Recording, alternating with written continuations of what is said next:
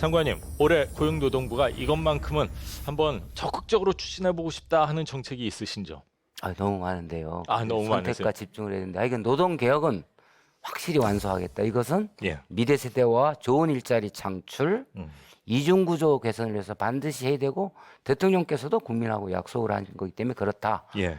그 내용 중에 일부이기도 하지만 특별하게 강조를 드리고 싶은 것은 윤석열 정부의 의지가 담긴 내용입니다. 예. 이게 뭐냐면 과거에 공짜 노동을 근절한 적이 없습니다.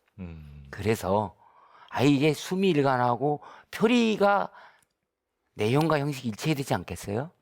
일했는데 안 한 걸로 하고 돈도 못 받고 안 되잖아요. 법을 지키게. 그래서 포괄임금제라고 하는 이른바 공짜 노동을 철저히 없애겠다. 이 기획감독을 합니다. 뭐 신고 들어오면 근로감독하다 걸리면 하지만 이번에는 정부가 아주 작심을 하고 특히 젊은 분들이 법을 잘 몰라서 그런 경우도 있거든요.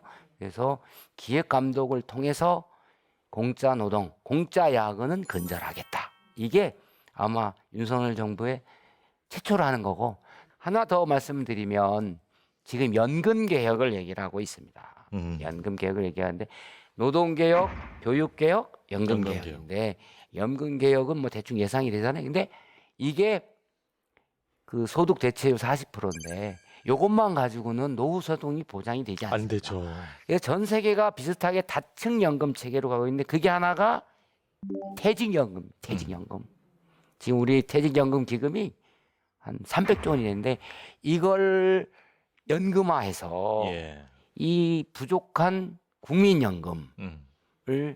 보완해서 이게 40% 정도 소득 대체인데 이게 우리가 15에서 20% 해주면 노후가 조금 두텁게 보장이 된다.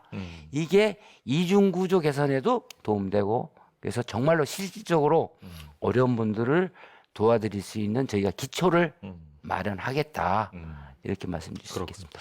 연금 개혁이라는 건 사실 국민들로부터 그렇게 환영받지는 못하지만 미래 세대를 위해서는 당연히 해야 되고 모든 정권에서 연금 개혁을 한 번씩은 뭐 이제 폭의 차이가 있지만 하지만 문재인 정권에서만 유일하게 제가 알기로는 연금 개혁 없이 그냥 5년 동안 지나간 걸로 알고 있는데 그러다 보니까 이제 연금 고갈이 빨라질 수 있다 이런 우려의 목소리 그런 걸 이제 지혜롭게 좀 푸셔야 될 것 같습니다. 전 세계가 예. 책임 있는 정부는 이 문제가 지속 가능하려면 예.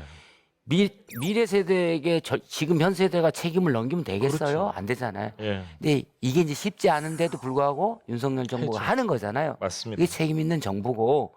그런데 예. 퇴직연금은 그거랑 다른 거죠. 그렇죠. 세대 간의 갈등 문제가 없는 거고 예. 자기 퇴직금을 일시불로 받아가거나 회사 내에서 외부에 적립을 안 해서 나중에 임금도 못 받는 거를 방지하면서 이제 연금화하면 자기 돈을 자기가 받는데 그죠?